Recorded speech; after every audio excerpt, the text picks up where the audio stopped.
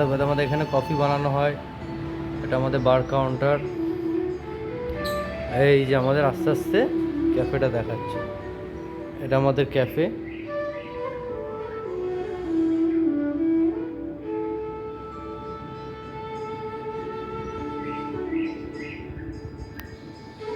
সবাই বলবো আমাদের ক্যাফেটা কীরকম।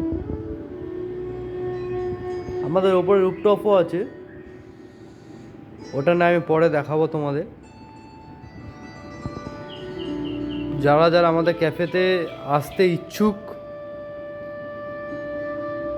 তারা আসতে পারো, অনলাইন বুকিং করে আসতে পারো। আমাদের সুইগি, জোম্যাটো, ডাইনাউটের মাধ্যমে বুকিং হয়, ডিসকাউন্টও আছে, আসতে পারো।